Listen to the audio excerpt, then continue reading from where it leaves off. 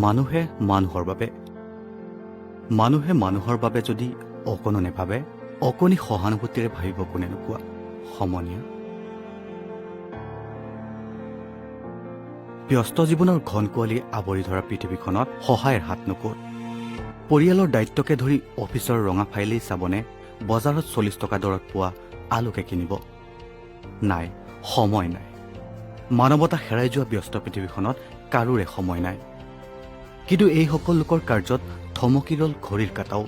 Humanity still alive নামৰ এই গ্ৰুপটোত থকা কাৰ্বি আংলং হাওৰাঘাট নগৰৰ এই ব্যক্তিসকলে হাতত লৈছে এক প্ৰশংসনীয় পদক্ষেপ।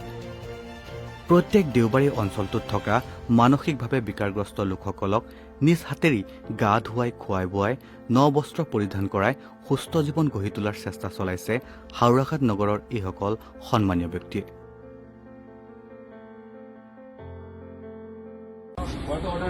এয়া আজি প্ৰথমজন মানসিক ৰোগীক আমি লৈ আহিছোঁ গা ধুৱাবলৈ।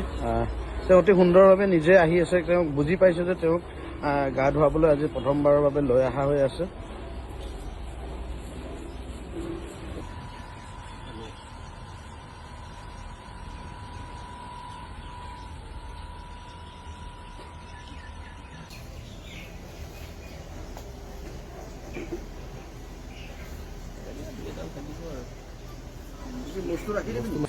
ঘৰটা কি ক'ব আজি অনুষ্ঠানটো?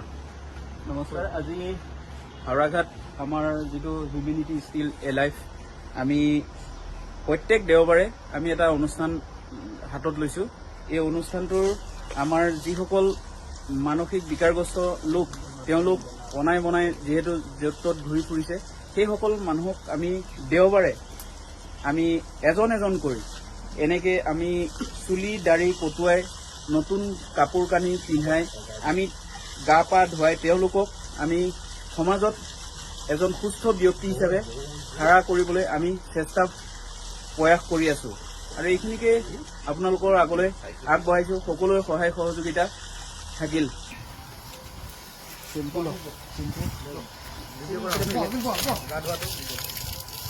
আৰু লাগিব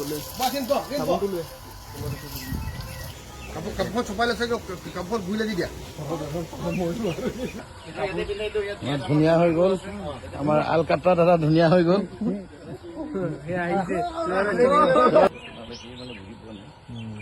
প্ৰত্যেকবাৰ ৰচি লৈ আছে যে।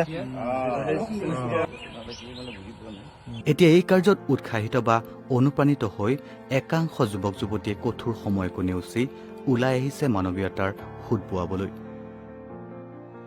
এই ভিডিঅ'টোত চাই থকাসকলে যদি কোনো ধৰণৰ সহায় সহযোগিতা আগবঢ়াব বিচাৰে তেন্তে কমেণ্টত জনাব পাৰে, যাতে আপোনাৰ অলপ সহায়ে তেওঁলোকৰ জীৱন সুস্থ বা পূৰ্বৰ দৰে হৈ পৰে।